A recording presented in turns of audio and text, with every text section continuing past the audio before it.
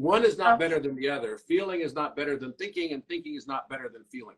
They both work in a complementary way. And in this context, when you can bring them together, it really is 1 + 1 = 3. It brings out this new capability to be able to think with your heart and feel also with your heart at the same time.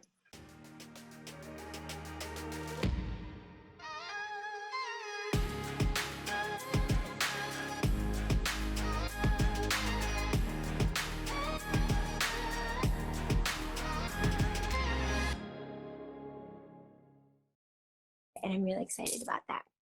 Okay, I'm gonna let you just wave. So Robert, I went ahead and accepted your request to join, so hopefully it works. Hello. Hi. Hi, nice to see you. It's great to meet you here. Everything is good on your end with tech. Sometimes my volume drops on my device when I, it did it again actually, when I jump onto the live. So would you mind just making sure that your volume is up all the way as well? My volume's all the way up. Can you hear me okay? Yes, yes. Perfect. Okay. Perfect. Okay, amazing. Well, thank you so much for creating space and being here today. I'm really excited. I know that we're just gonna sort of flow. I had a chance, I jumped on a few minutes early so I can give you some bragging rights to your journey, your career, but I could spend 5 hours and not capture it all. So I would love, since you're here, and I'm going to try to talk as little as possible, if you could just educate the audience, all the new people that are meeting you today for the first time, because I know there's already hundreds of people on here that are fans of yours, a little bit about who you are, because there's so much. It's best come from you. Yes, you are. Yes, I would agree. There's a lot of Robert love here. Oh, well, thank you so much. It's so great to be here with you. And I've been following your stuff lately too. I love your content. It's fascinating stuff. So thank you so much for all you're doing. A little bit about myself. I was born in Texas, but I didn't really live there very long. Moved from Texas when I was 7 years old to England, and I lived in England for 7 years. The major shock for me was moving from England to Nebraska when I was 14 years old, and I had to trade my English accent, because I was going to some English schools as well, and for Cornhusker football. So it was kind of a major shift. I didn't really know much about football at that stage of my life. And I learned it, and I fell in love with it. So that was great.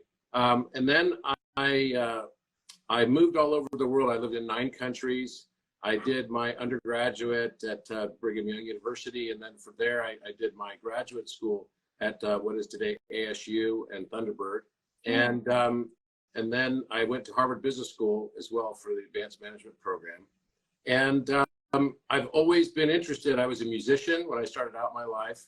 I was a performance major in college. I had a scholarship for that as well. I always did well academically, but I loved music. And then I decided, when I got back from living in South Korea for 2 years, I decided that I needed a more serious job. So I ended up going and leaving music behind, and I left the artistic side of myself behind to be more serious. I think a lot of people probably go through that, and some realize later what a mistake it is and come back to it. But maybe nothing is a mistake. Maybe it's just all learning and realization.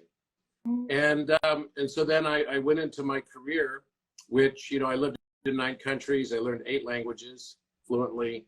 I ended up working in the healthcare industry for many years, for about 20 plus years. And there I kind of climbed the pinnacle of success. I became CEO of a company called, I was president of the largest laser company in the world, medical laser company. It was called Coherent. And then that became Luminous. And then I became CEO of a company called Evolus Technology. I was always fascinated by photonics and sound healing and light healing technology. So I learned a lot about electromagnetism and scalar waves, etc. And basically I ended up from there getting recruited to become president of Allergan Medical, which was a big pharmaceutical company. And that was kind of a big challenge, because they wanted me to lead the culture of the combined companies in a new merger that they had just done for $3.5 billion. So I led a big merger operation and got to be the leader of the whole medical aesthetics industry for about 5 years, which was great. And it was a key learning. It seems so foreign to what I do now, so foreign. But again, everyone goes through their path so that they can learn and have realizations. And then I was recruited by the largest private equity fund in the world, one of the largest, called Warburg Pincus, to become CEO of Bausch and Lomb Surgical. And I did that for a few years. I wanted to learn the secret sauce of private equity. And after a few years, I realized that the secret is there's no sauce, there's just debt. So I decided that I was going to start my own group of companies. And I did about 11 years ago. We now have 17 companies in our portfolio. And I've been the founder of most of those companies. And then we acquired several as well. And we took minority positions in a few also. And so we operate like a significantly sized family office now, which is, we're managing our own money. We took a few companies public. 2 of our companies went public already. And one of them has already announced that it's going to be public via SPAC merger. So I'm excited about that. But the thing that I've fallen in love with, I guess, is in my hobby pursuits for the last 10 or so years, I went through a spiritual awakening. In the process of the spiritual awakening, I had a life crisis where I almost lost all my hard work and my companies and everything in 2016 in a VC battle, you could say. I ended up winning the battle, but I felt like I lost the war. And so it caused me to really go introspective. Instead of blaming outside, I decided to look within, and I was no longer asking why that happened to me or why did the universe do this to me. Instead, I was asking the question, what was it that I wanted to learn? Why did I choose this? And that was a big aha for me. And because I was trying to, understand, I guess, all of the, why this objective reality was not so objective and that it was entirely subjective, it caused me to go back and even question the objective reality behind mathematics. And so that was the one thing I could cling to, because I thought numbers don't lie, numbers are numbers are numbers. And so I went back to reconstruct mathematics all the way back from, first principle. Does 1 + 1 = 2, right? Yeah. And then I started asking questions like, well, but in geometry, one line plus another line equals a third line, because now we can have a triangle. Yeah. So I started asking these basic questions about, what is really the fundamental nature of our reality. And I found a mathematical language. I was already a linguist. I already spoke 8 languages. So I found a language within mathematics. And that really led to a deep discovery process in geometry. And the deeper you get into geometry, the more you realize that there's an architect. There's a creator. I was just going to say, if you wouldn't mind expanding on what you mean when you say there's an architect. Well, what I mean is that there is, when you start realizing, so for example, you take something like Metatron's cube. Are you familiar with Metatron's cube? Metatron's cube is a Merkaba, right? Oh, it's yes. It's like a star, hexagonal or hexagrammic star. And within that, you could basically create 6-point perspective. So inside the hexagon that's formed from the outer star, right, you could literally draw every single shape that is possible in the universe that's regular. So for example, you can draw, the lines are informed already just by connecting dots, literally by connecting dots. You don't have to measure or do anything. You can draw all of the platonic solids. But if you actually take that Metatron's cube and rotate it 4 times so that it would have 24 positional points. So you have, basically 6 points on the hexagram. And if we rotate it at equal separations to make like a 24-hour clock with the stellations of that hexagram, right? Then you can have a 24-hour clock. And within that 24-point perspective, virtually every single shape that is possible to be drawn in the entire universe is inherent just by connecting all of those lines. It looks like a mess of lines. Looks like a total mess of lines, but actually it's not just a mess of lines. It's just, to our perception, a mess of lines.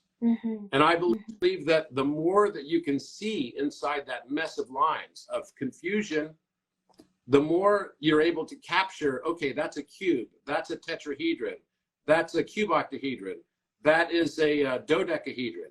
The more you can capture within that, the more synapses you start to create inside your brain to be able to perceive higher dimension. And it's not limited. The shapes that you could find inside that are not limited to only the two-dimensional shapes or three-dimensional shapes. Right. They go to hyperdimensional shapes also. So literally, then you realize, well, who made this crystal? Right. Because it looks like a crystal with many, many facets. And I inside have, there's one crystal, like a crystal ball almost. Who made all of this so that I don't even have to do any measurements and I can actually find and derive and even discover entirely new, never before seen geometric forms. And that was a very beautiful thing to do. And from that, I've discovered more than 40 new geometric forms, entirely novel geometric forms. And so there are, you know, Cray computers and supercomputers that all they do is spend their time searching for new geometric forms.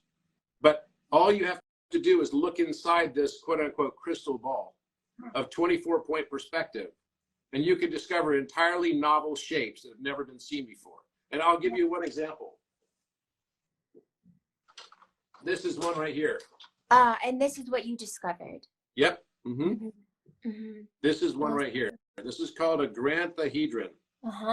Right. And so there's a whole family of geometric forms around this. So basically, it's made up of 16 sides that are all pentagonal shapes, but some of the shapes are diamond pentagons. Can you put that? You can see this is like a diamond shape. It looks like a lipofil ring. And right. And so what you would look at here would be like this is, if this is one unit, this side of the regular pentagon. So there's 8 regular pentagons, 8 irregular pentagons. Right. But if you looked at one side of this and said this is one unit, then the distance from here to here is 1.618. So that's the golden ratio from here to here. Okay. Right. So all this did is took the same concept and said, okay, this is one unit on this irregular pentagon, but this length here is the same length as that length here. So 1.618. So it's like a purely golden ratio. So this was an entirely new geometric form that I felt was related to the heart mind or the heart brain. And it represents, I look at geometry in the same way that we use QR codes in restaurants. So you know how you take a QR code to get a menu, right? And QR codes can link you to things, right? Geometry is the QR code for your subconscious mind. Okay, wow. So many questions, so many things I want to say. First, I'd love to talk to you after this live, and you know, we can loop in Danica, and we should probably go have like tea or coffee one day very soon. Okay, so a couple things. First of all, your journey has been extraordinary. I have no words to thank you for what you've done, the work that you continue to do, and just you sharing your journey in the with so much ease. And you know, every other sentence was sort of like, wow, 9 countries, 8 languages, and 40 novel geometric shapes. So thank you for all of that. I know my audience is soaking all of this up. When you say the heart-brain connection, are you talking about the resonance between the heart and the brain, and that is found in a geometric form? So I'm trying to follow you. Okay, so you're familiar with the chakra system in the body? Of course. I'm a Reiki master myself. So awesome. So then you know that there's a geometric form that's associated with each chakra, right? And you can see it in 2 dimensions, or you can see it in 3 dimensions, right? Right. And so when you look at sort of the old Vedic stuff that relates to chakras, you could see sort of petals. They represented the geometric or polygonal forms of this as petals. Well, each chakra has a different geometric form, okay? Now, the heart, and we have many more chakras than just the 7 that we know. Oh, of course. We have many more. It's just the ones we focus on. And we are transitioning right now to a much, much larger number, right, of chakras. There'll be a total of 24 right, and not very long. And this is all part of this up regulation of what's happening with our DNA. It's also what's happening with the water that's in our bodies. So water is moving to a different state. There are different phases of water beyond just solid, liquid, gas. So for example, you know, the dihedral angle of the water molecule is 104.5 degrees in liquid water, but in vapor, right, which is the gaseous form of it, it's 111.8. The two average to 108 degrees. Now, why is that important? Well, the moon has a diameter of 2,160 miles, and 1,080 miles is its radius. So 108, whenever you see the number 108, which is also a very esoteric, important number in numerology, and you know, it goes all the way back to the Vedas. 108 is showing the linkage between water and the moon. So the 108 is the core dihedral angle, and every time there's a different angle for that water molecule, and that water molecule would be the center of it would be oxygen, and then it's connected to two hydrogens, right? Every time that changes transition and phase to a different, you know, liquid, solid, or gas, or something in between, it will also have a different dihedral angle. The angle will shift. So you could say that there's as many phases of water as there are different dihedral angles. So some of these become subtle phases between, you know, vapor and ice that make snowflakes, for example. This transition is happening right now. Also, whenever your body becomes more hydrophilic, meaning that it will attract more water, right? So they're hydrophilic, and all the amino acids have different profiles, whether they're hydrophilic or hydrophobic. Hydrophobic means it pushes it away. Hydrophilic means it draws it in. Whenever water is close to hydrophilicity, as it's called, it transitions its phase state. It takes on a different polarity. And this change in water has an impact on DNA. Has an impact because the superstructure of DNA is virtually 90% plus water. Now, our bodies are made of 72% or so of water, as we know. And the superstructure that holds in place all of our DNA is this crystalline liquid form of water. And we are not yet at the stage where we've totally turned on the water. Water can take on different states and can actually emit photons as well. That I know. So that's basically what I'm talking about. So as we go through this shift, each of the chakras, right, starting with the root chakra, but then even as we advance further on and we start to get higher crown chakras that go all the way up to galactic star chakra, etc., we'll also get more chakras down into the earth beneath us, right? So as above, so below. That hermetic axiom definitely holds true. So what's happening is we're raising our consciousness. One of the things that we've been sort of suffering from, and I wouldn't say it's total suffering, because I believe that all of this is a simulation that we create, that we want to learn from, that we want to experience. So even the bad things that happen to us, we asked for because it's on a menu that we wanted to experience so that we could transcend them. It's like different challenges. If I were a mountain climber, I'm not going to choose the easiest mountain in the world, right? If I'm a spiritual avatar, I'm not going to choose the easiest circumstance to come into this world, right? Because no pain, no gain, right? So this is a mindset shift. It's an entirely different mindset or way of looking at your world. So effectively what's happening is as we raise our consciousness, the world has a backdrop construct of duality. Where we are forced to be confronted with what is good, what is bad, what is light, what is dark, right? What is humble and what is arrogant. But as we transcend, we start to realize that those things are not actually entirely opposites of each other. Is dark really just the absence of light, or is it the opposite condition of light? So this is a deeper question, right? So then I started realizing, well, I know lots of people who believe and profess to be so humble that they become arrogant in their humility. So usually the people that call out arrogance in other people are the ones that are the most arrogant. So we have this statement of, if you spot it, that means you got it, right? If you spot it, if you're calling out someone else for something. Yeah. Well, That's right. Everyone's a mirror. We're all mirrors of each other in so many Correct. ways. I mean, and the environment is a mirror of us, our internal.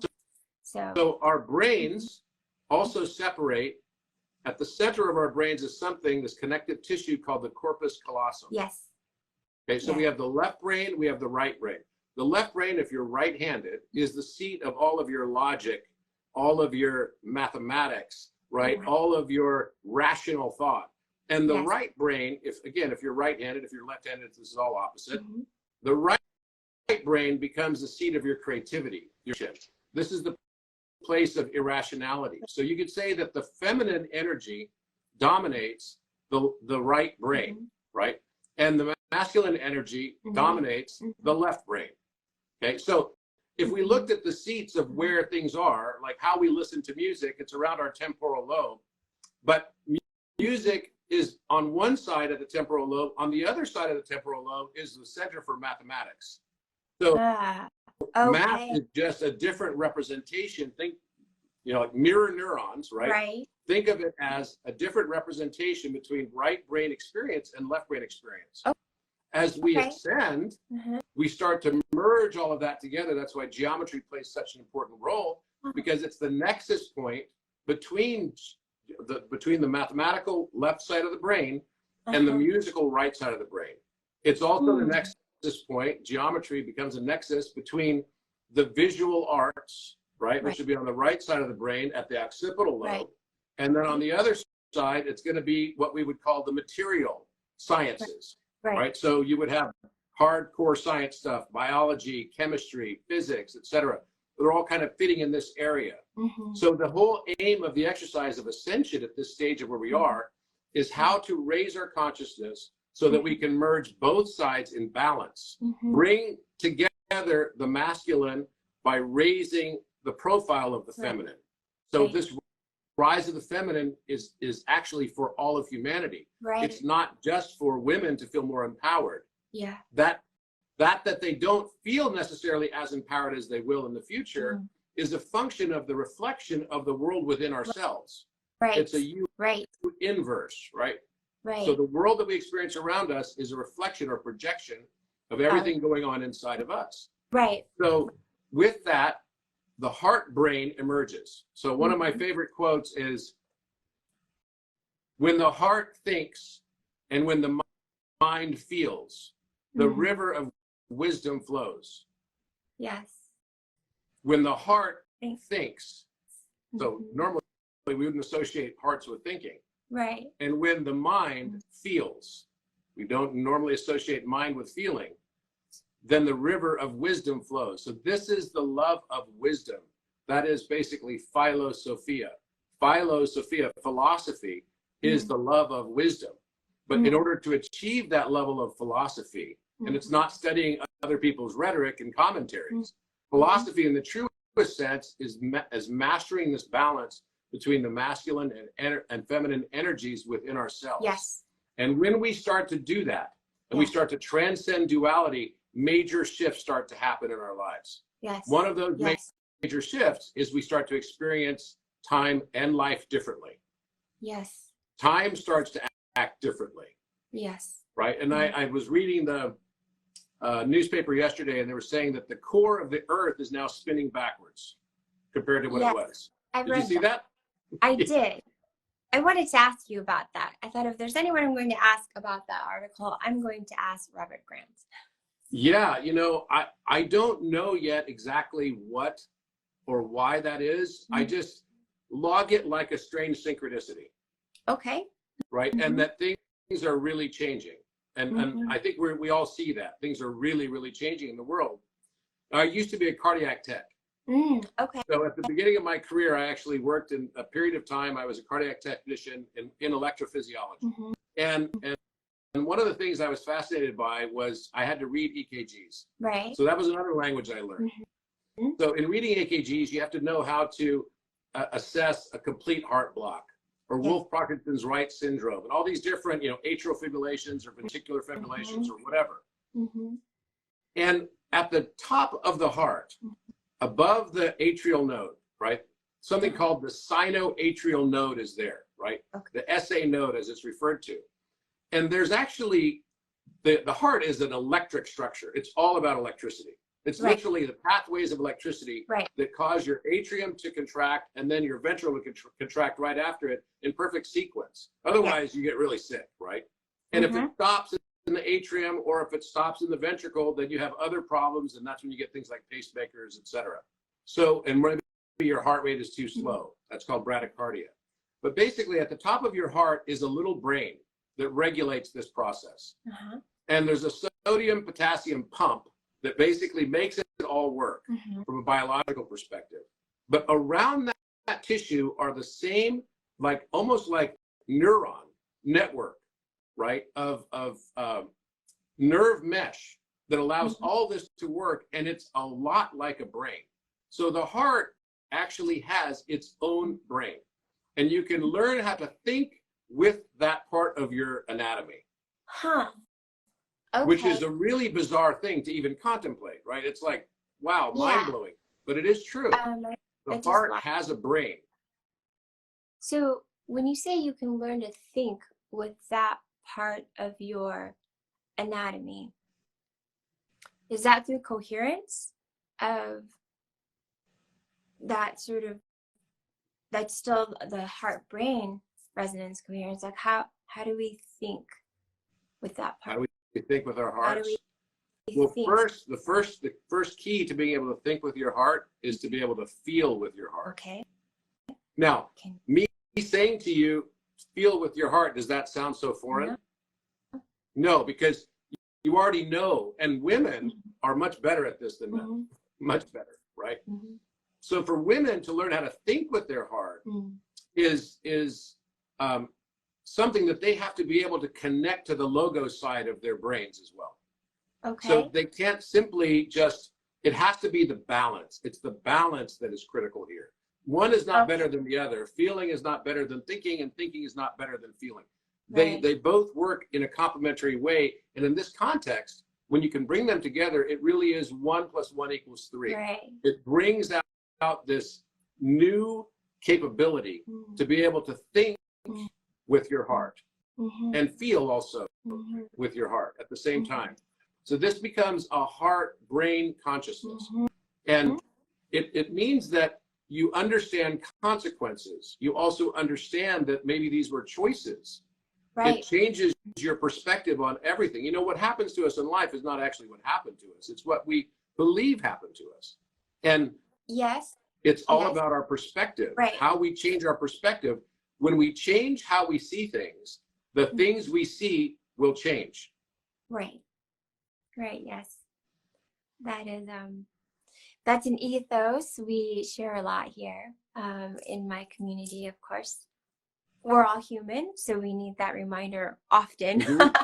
But yes, you know, everything is your choice. There's free will.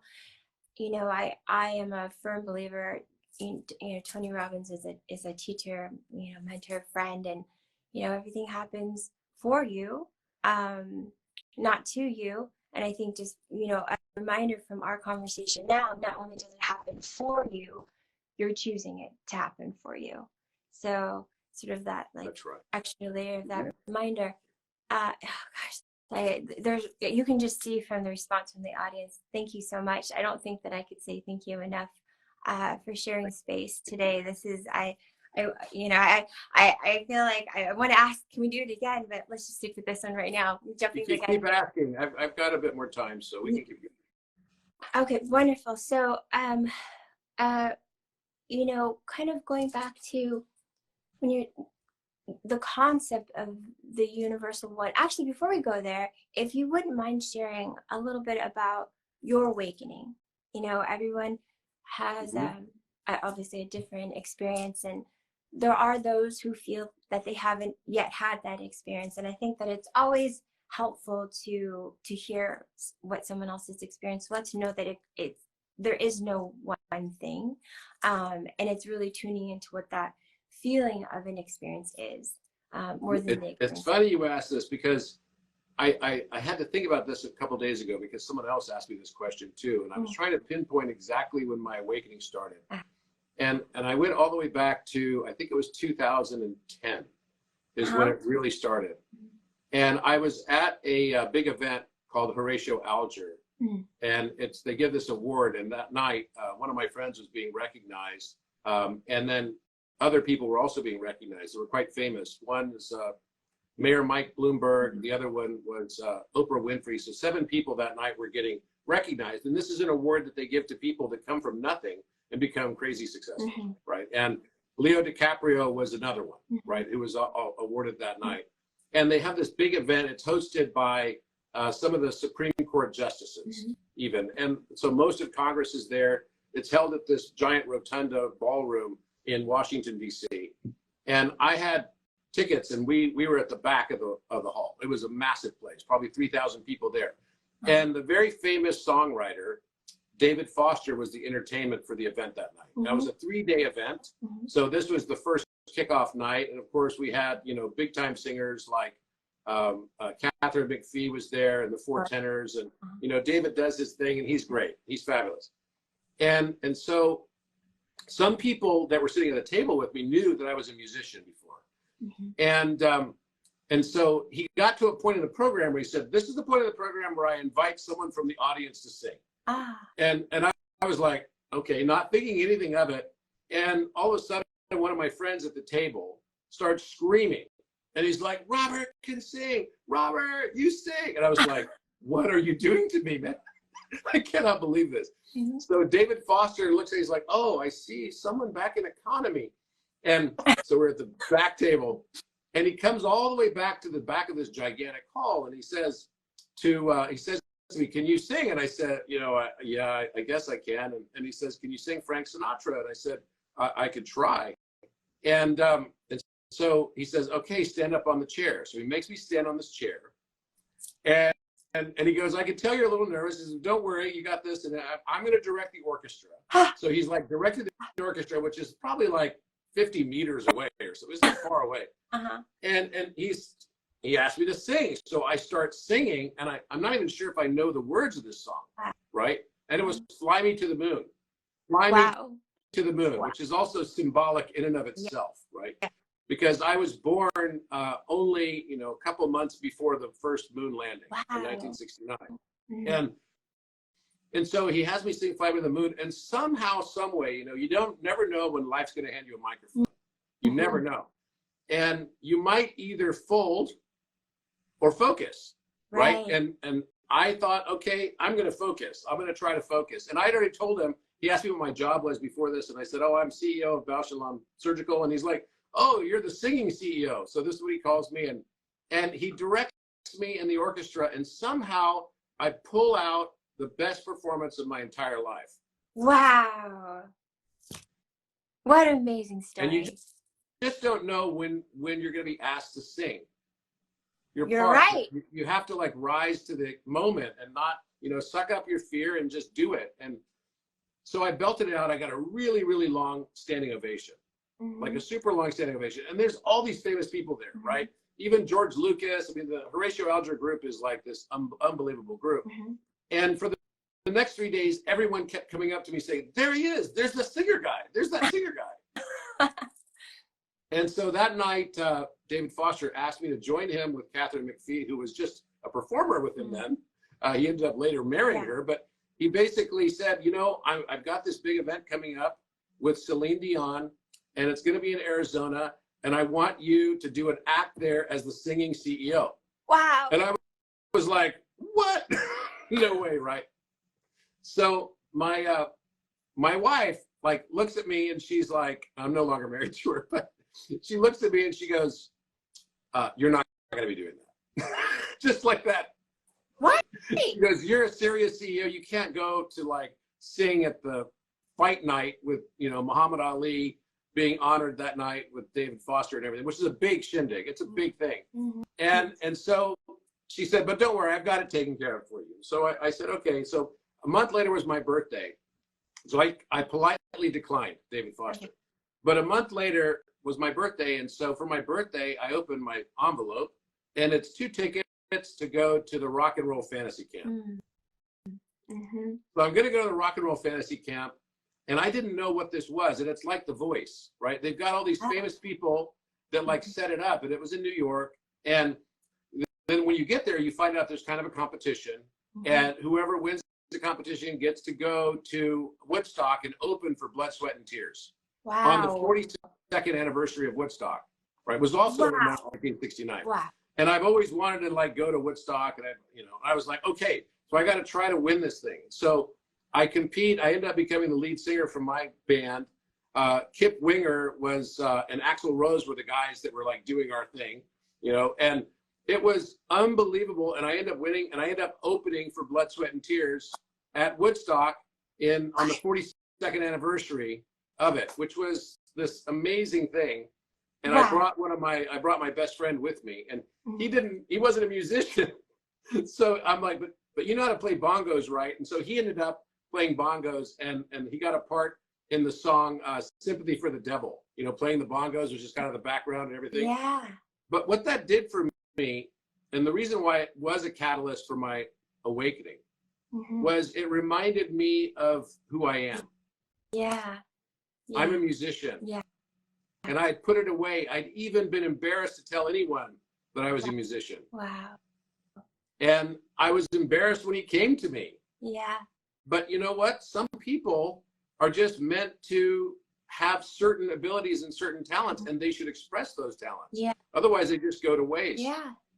And so that was a major aha for me, because reconnecting with that side of my life. Here I was, a big Fortune 500 CEO, but reconnecting with that aspect of my life was so profound, because that was a return to authenticity. It was a return to the divine feminine. Yeah.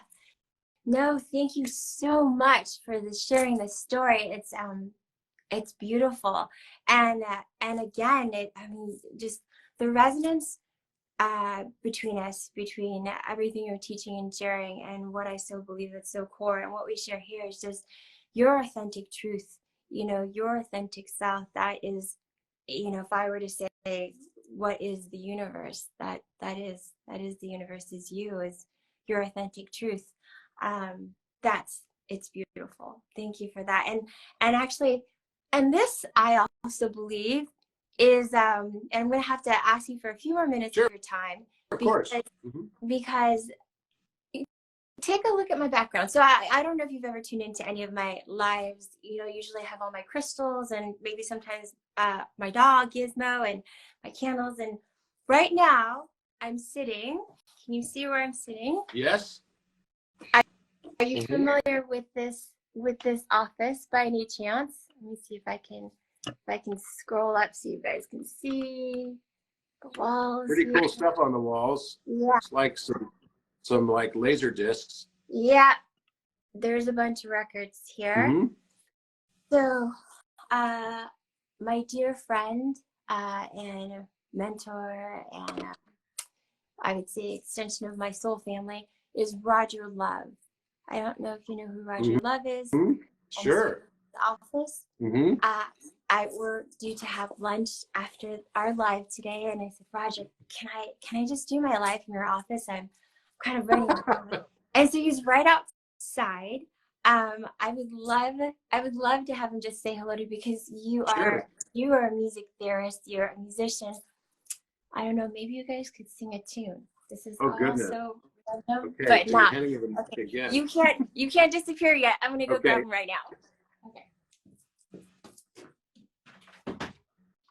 You have to come in and say hello. This guy's a musician.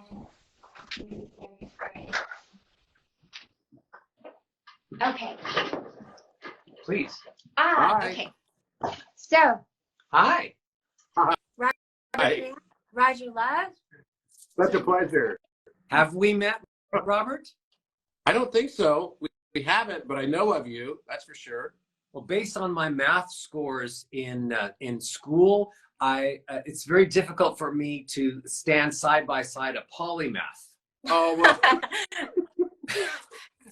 We didn't even go there, you guys. I was supposed to show you guys this book today. We didn't even. We're just gonna have to have a part two.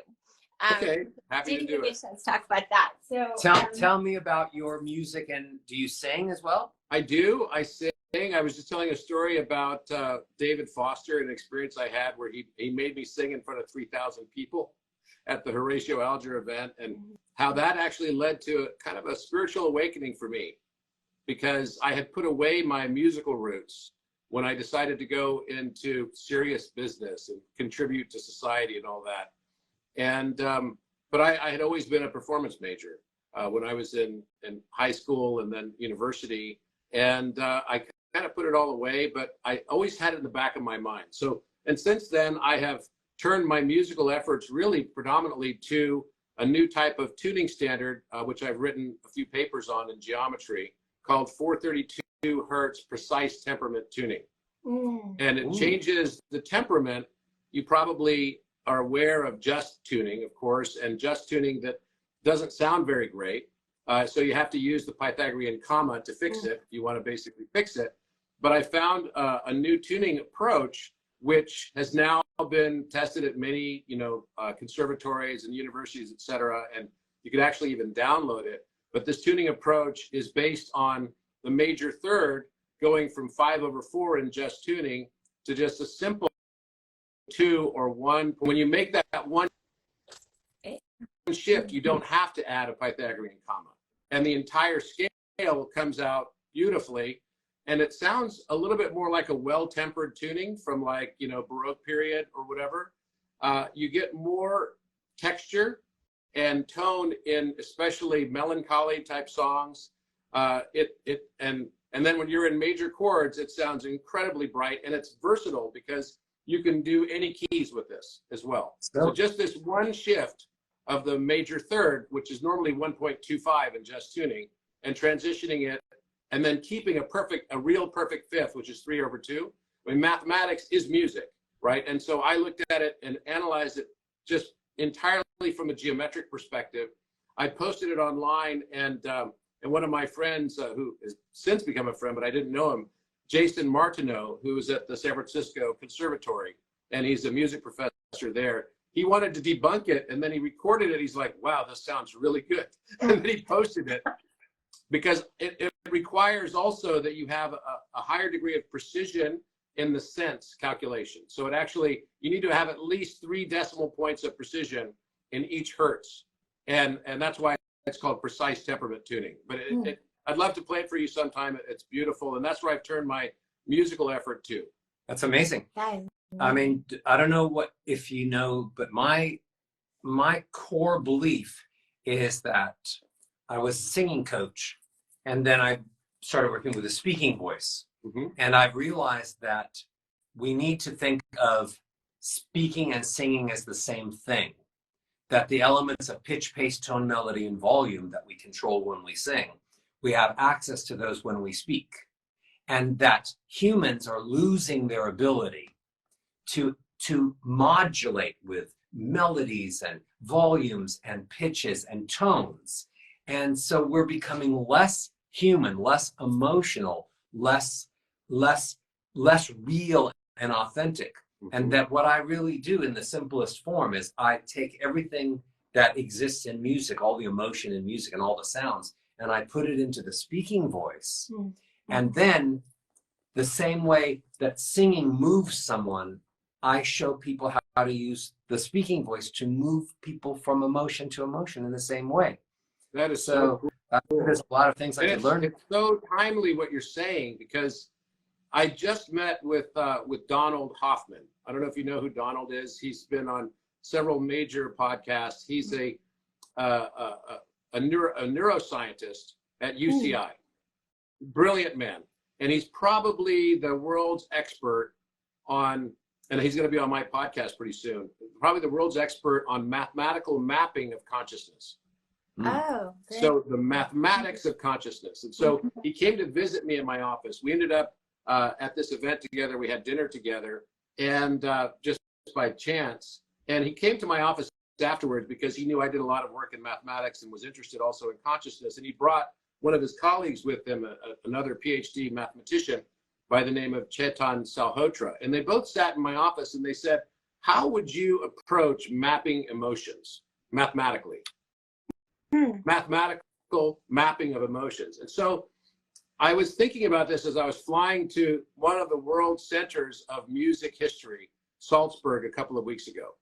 And as I was going to Salzburg, of course, I got to go to the Mirabella, which is a beautiful place where even Mozart performed both as a child and also as an adult. And as I was thinking on the flight over there, how could I map mathematically emotions? Because it seems something that is not mathematical, right? But then I turned to music and I said to myself, well, should there be a way to correlate musical intervals with emotions? And that doesn't seem so foreign, because when you watch a movie, you know, whenever the villain comes on the screen, then all of a sudden the background music's got the diminished fifth, right? And it's like, ah, so you got this really bad sound that everyone kind of goes, ooh. And we can use minor tones to bring sort of more of the sad or melancholy type emotions. And we use major intervals to bring in the happy, more joyous ones, the major third being love and sort of buoyancy and joy all together. And so then I thought, well, wait a minute, aren't those intervals just mathematics? You are preaching to the chorus. You don't know that I've taken all major and minor emotions, which I'd say are 23, and I have mapped them based on scales of 1 to 10 for pitch, pace, tone, melody, and volume. And I've come up with the sounds of all of those emotions. That is so amazing, because literally I was just working on this and I was just searching on archive.org for papers on this very topic only a few days ago. So there are no coincidences. And I would love to, and I'm going to present this to Donald and Chetan, and you know, hopefully we'll get a publication or something in Nature and on this mathematical aspect of it. And I'd love you to get involved in this. I think your work on that sounds really, really amazing.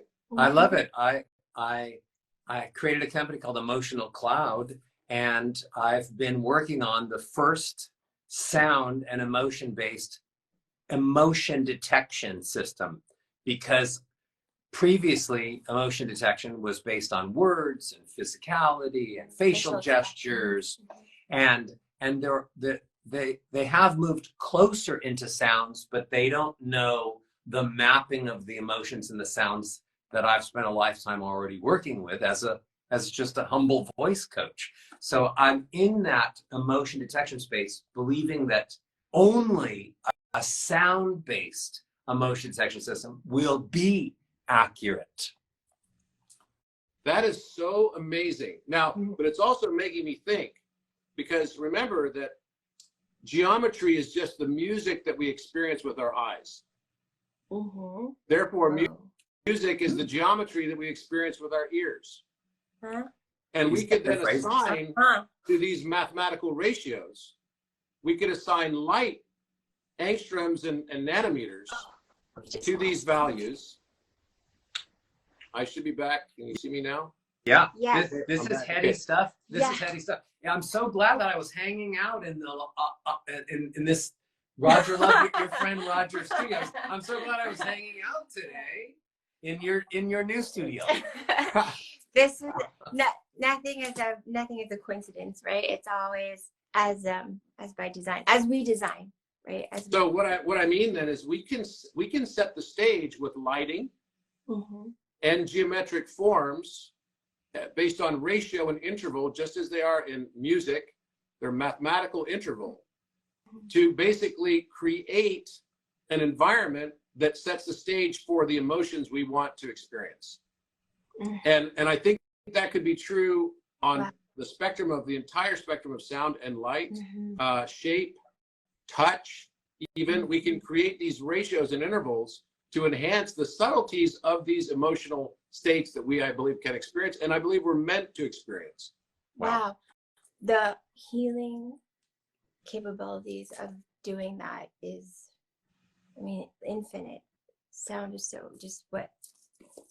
Yes, in my lifetime, it probably won't happen, no matter how hard we all work. But in somebody's, we're extending your life. Oh, you look excellent. so young. Thank what are you you. talking We're about? David Sinclair is just right there. Yeah, you know, between Well- Serena and David, okay, maybe this will happen in my lifetime, but along with that, we all know the basics, that the sounds we make are either making us healthy or are making us unhealthy. Yes. And are making other people who hear us healthy or unhealthy. We just don't know that we have to make this sound for this number of seconds on this volume to suddenly get rid of our headache or to cure liver disease. So we don't know what sounds, but eventually we will know the sounds, the energy, the specific sounds we make to heal other people and heal ourselves. As woo-woo as that sounds, that I'm saying that now as a scientist, only because I know David Sinclair is on the other side of that door. No, you are speaking my language 100%. In fact, that's one of the reasons why.